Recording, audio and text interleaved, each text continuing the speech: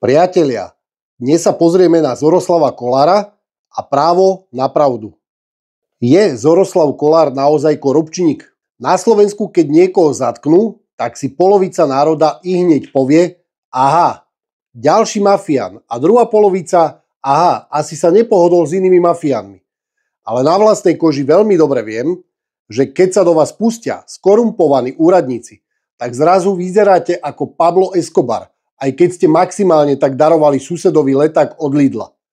Ja som mal to šťastie, že som natrafil aspoň na príčetných, lebo inak by som možno tento text diktoval spoza mreží. Overené fakty o Zoroslavovi Kolárovi. Dostal peňažný trest 70 000 eur, pre nás je to hypotéka na celý život, pre Zoroslava drobné, čo mu ostali v aute medzi sedačkami. Dohoda o vine a treste, to je taký slovenský špeciál. Ako keď sa s čašníkom dohodnete, že namiesto účtenky vám donesie len úsmev.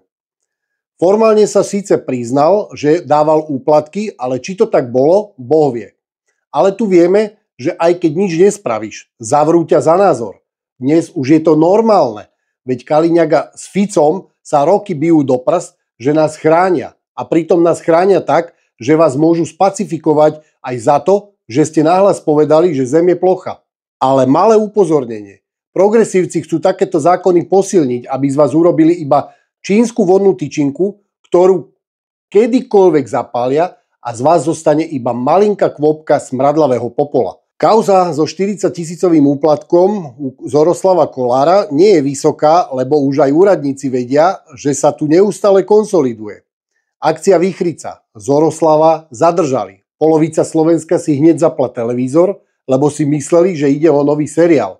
Ale zistili, že to len úradníci bažili zase po vianočnej odmene. Zoroslav Kolár zaklada politickú stranu Právo na pravdu. No uvidíme, koľko pravdy sa zmestí do názvu. Prečo ide vlastne do politiky? Tu sú možné dôvody. Hnev na systém. Jasné, keď vás niekto zatvorí, tiež nechodíte ďakovať s kvetinou. Politická imunita? To je na Slovensku niečo ako prémium účet bez reklam, bez zodpovednosti. Zvýšenie moci a vplyvu? Samozrejme, milionári sú znúdení, tak skúšajú politiku na skúšku. Branding ako antisystémový hrdina? To dnes letí, to je v móde. Dnes sa pozrieme na Kolára. Nie na toho kančieho hajzlika, ktorý pri vymyslenej pandémii na všetko pritakával psychopatovi z Trnavy, ale na Zoroslava. Sofistikovanejšiu a vymazlenejšiu formu politického nováčika. Kto je Zoroslav Kolár? Zoroslav Kolár je určite milionár, právnik, ex-šéf súdneho tieňa, korunný princ zákulisia, ktorý si povedal: už nie som ten najnenápadnejší v pozadí, tak idem do popredia. Nový zakladateľ strany Právo na pravdu. Paráda. Len škoda, že s pravdou mal doteraz asi toľko spoločného ako Šváb s hygienou. Odsúdený, dohodnutý, zaplatený, hotovo. Áno, bol odsúdený. Áno, za úplatky. Áno, zaplatil 70 000 eur. Pre nás peňažný trest, preňho účtenka z večere v Monte Carle. Inteligencia? Áno. Energia? Nula. Pozor, Zoroslav ale nie je hlúpy, naopak, je veľmi inteligentný. Ale práve preto je to také zradné. Inteligentný človek, ktorý pozná všetky diery v zákonoch, ktorý si presne vyrátal. Keď už mám PR malér, reputáciu v riti a sedím doma na zlate, tak sa rebrandnem ako záchranca národa. Môže mi to výjsť. Vyšlo to aj iným, ako Pročko, Linhart, Kotleba a podobne. Ľudia vedia a vnímajú, že ich podviedli. Verili im, lebo pekne rozprávali na sociálnych sieťach. Ale časom skutek utek. A zistili sme aj to, ja si to myslím, že išlo skôr len o ich vlastné obohatenie a nie o národ. Pri Zoroslavovi by to možno aj prešlo, keby tam nevyzeral, ako keby ho práve vyťahli z mraziaceho boxu v Lidli. Vážna otázka. Prečo všetci tí milionári lezú stále do politiky? Aby nás zachránili? Alebo aby zachránili seba? Imunitu, kšefty, reštart, reputácie. To všetko smrdí viac než trojdňová ryba na slnku. Nie je to ďalšie politické divadlo pre ovce? Ďalší milionár kričí: dovoľte, aby som vás zachránil, aby som zmenil celý systém. No jasné. A ja som Santa Claus, čo vám prinesie hneď od zajtra 5000-ové platy. Nie je to ďalší diel z nejakej reality show? Nie je to ďalšie klamstvo na národ, ktorý je už 35 rokov klamaný?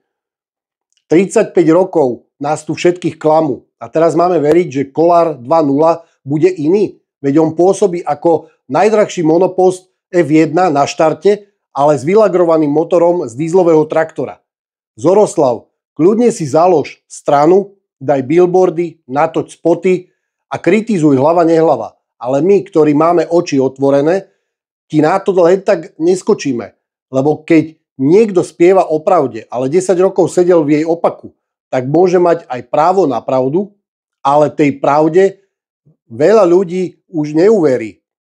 Ľudia nehľadajú právnikov s dohodou, poloskapatú rybu bez života. Ľudia hľadajú energiu, buchnutie po stole, skutočného lídra, ktorý postaví na nohy všetkých vlastencov, ochrancov svojich rodín, rodičov a detí. Ľudia v roku 2025 nehľadajú, kto má viac peňazí.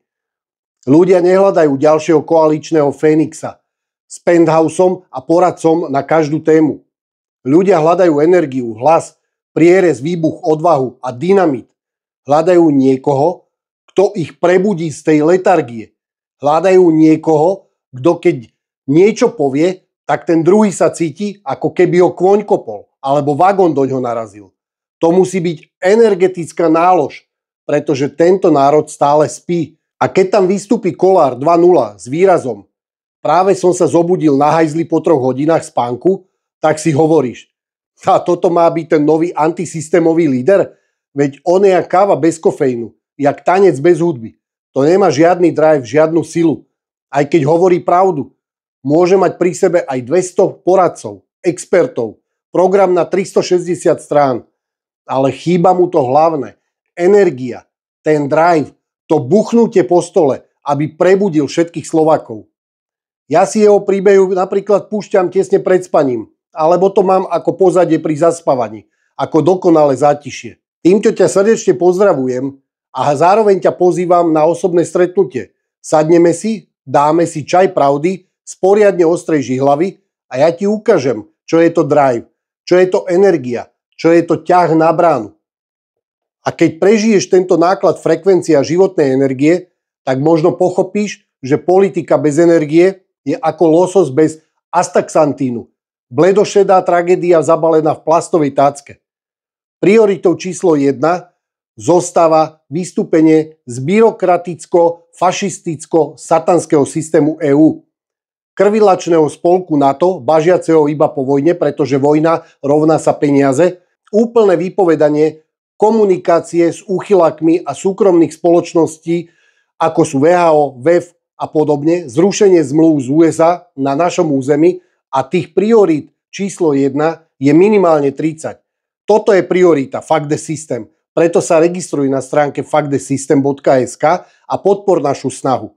Toto všetko musíme zmeniť od samého základu, aby ľudia boli ľuďmi a nielen hmota, ktorá dáva bohatým ešte viac bohatnúť a politikom moc, ktorou vás robia iba pouličnými žobrakmi, bez názoru, akéhokoľvek práva a majetku. Iba aby ste boli otrokmi celého systému.